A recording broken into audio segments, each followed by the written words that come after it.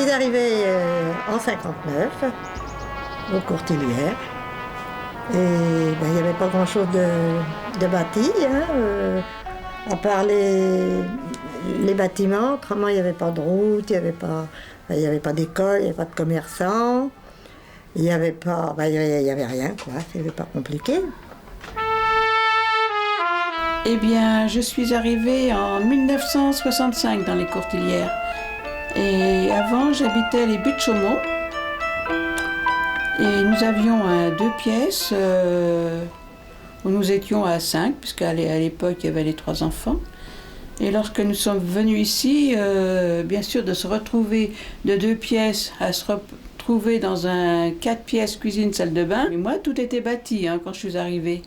C'était déjà confortable quand je suis arrivée. Les écoles étaient pratiquement en face de la porte. Le gymnase en face de la porte, c'était merveilleux. Avant, j'étais à Boulogne-Billancourt. Dans un hôtel où on était 7 personnes, dans une chambre d'hôtel. Et ma foi, on avait garde de la place. La journée, on mettait les lits des enfants sur nos lits à nous. Et la nuit, le soir, on les redescendait. Il y avait eu le feu, par exemple, on ne pouvait pas s'en aller. Hein. Vu le logement, on était très contents. Hein. Moi, j'avais même pas vu qu'il y avait une pièce au fond. Alors, pour nous, c'était le paradis, hein, forcément.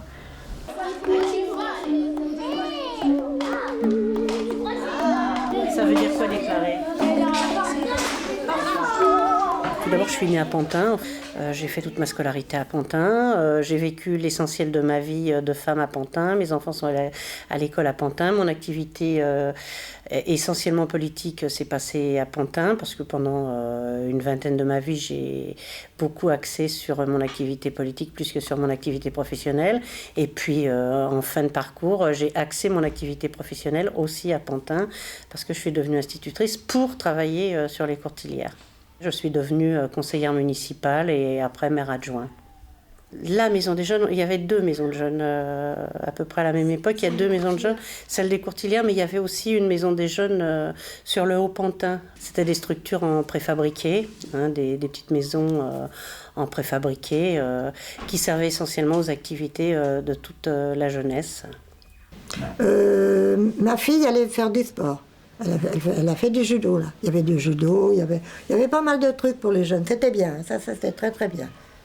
Oui, il y avait beaucoup d'activités, genre ping-pong, théâtre, cinéma, discussion. Déjà à l'époque, il y avait un besoin qui se faisait sentir, c'était à l'initiative de la municipalité, mais il n'y avait pas qu'à Pantin, il y avait des tas d'autres villes où ce genre de structure se faisait.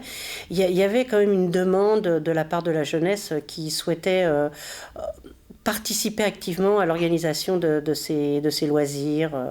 Donc il y a eu cette poussée de demande de locaux propres à la jeunesse qui fait qu'ils se réunissaient à cet endroit, ils organisaient eux-mêmes leurs projets. Moi, je crois que c'était important parce que ça responsabilisait les jeunes. Je continue à penser que c'est très important que les jeunes, entre eux, s'organisent, mais vraiment, c'est-à-dire qu'on ne fasse pas semblant de les laisser s'organiser, qu'ils s'organisent vraiment, qu'ils prennent leurs responsabilités. C'est un apprentissage de la vie de citoyen. Quand on a 16-18 ans, on doit apprendre à organiser ses loisirs, sa vie, parce qu'on devient très très vite un homme à qui on va demander d'autres responsabilités. Il y avait eu des problèmes de vandalisme, surtout la nuit. Alors, ils cassaient tout, quoi. Enfin, là, ça commençait déjà à battre un peu la branlette, là. Au début des années 70, c'était... Peut-être bien, oui. Peut-être bien. Commençait à avoir la drogue sur le quartier, c'est ça qu'a... C'est là que ça a commencé à basculer, hein. Mais autrement, c'est vrai que ça rendait beaucoup de services aux jeunes. Elle a fermé parce que il y a un groupe de jeunes qui a pris un peu la direction des opérations et qui transformait un petit peu cette maison en lieu de délinquance. Donc évidemment, les adultes ont été effrayés par cette attitude et c'est vrai qu'il a fallu pour casser le groupe. La solution qui a été proposée, c'était de fermer. Au lieu de fermer, moi je pense qu'on aurait pu faire, mais c'est vrai qu'il fallait énormément d'énergie et l'énergie qu'on y avait consacrée, elle n'a pas toujours été positive, quoi. Après, ça traînait à droite, à gauche. Et, bon, les jeunes étaient un peu désorientés, ils ne savaient pas trop où aller. Ils allaient dans les halls d'escalier, tout ça. C'est dommage pour les jeunes parce que au lieu d'avoir un lieu de rencontre, un lieu d'échange, de compréhension de l'autre, ils se sont débrouillés. Mais je pense que les jeunes ils se débrouillent de toute façon pour se rencontrer, pour parler entre eux. Alors c'est dommage parce qu'ils sont dans le bas des escaliers. Hein. S'il n'y a pas un endroit qui leur est réservé, ils sont dans les cages d'escalier. Mais je crois que de toute façon les jeunes, ils ont un tel besoin de rencontrer l'autre, qu'on le veuille ou non, qu'ils trouvent le moyen de se rencontrer. Et après, ils l'ont réouverte. Mais au bout d'un bon moment, je ne sais pas combien de temps, ça a été fermé un bon moment. Hein. Je faisais partie de l'équipe municipale, donc j'ai eu un rôle important à jouer pour défendre ce projet au conseil municipal et puis pour le faire aboutir.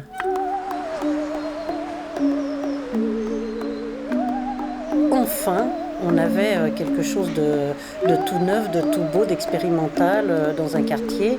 Et c'était très bien que ce soit pour les Portillières où, somme toute, c'est pas le quartier où il y a le plus de structures pour la population. Je dis pas qu'il en manque, il y a une bibliothèque, il y a des gymnases, mais c'est pas d'un accès facile pour aller au cinéma, c'est pas d'un accès facile pour aller dans les magasins, c'est pas d'un accès facile pour aller ne serait-ce que prendre le métro. Donc c'était bien qu'il y ait aussi une structure un petit peu dynamique, quoi. Parce que c'est vrai que c'est quand même une belle maison. C'est un beau projet. Elle a une vie très riche depuis très longtemps. Mais c'est pareil, c'est pas la maison de quartier qui a créé la vie très riche. La vie, elle existait déjà. Elle existait déjà avant, cette vie de quartier.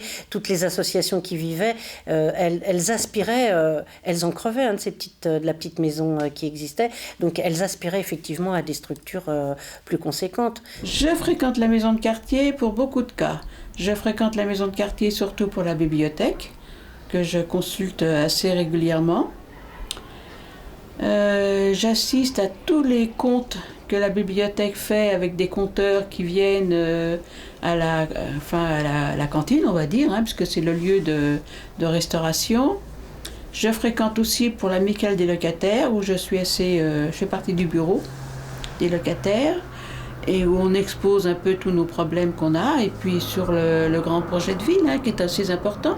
Les gens déjà vont faire leurs papiers à la mairie, à la maison de quartier. Alors on se rencontre déjà plus, on se voit, on se parle. Vous voyez, il y a quelques petites réunions, on discute, c'est vrai. Moi je pense que si, c'est, au point de vue du climat, comme vous dites, c'est très bon, c'est bien. Ça a beaucoup changé. C'est très bien, ça nous a beaucoup amélioré la vie.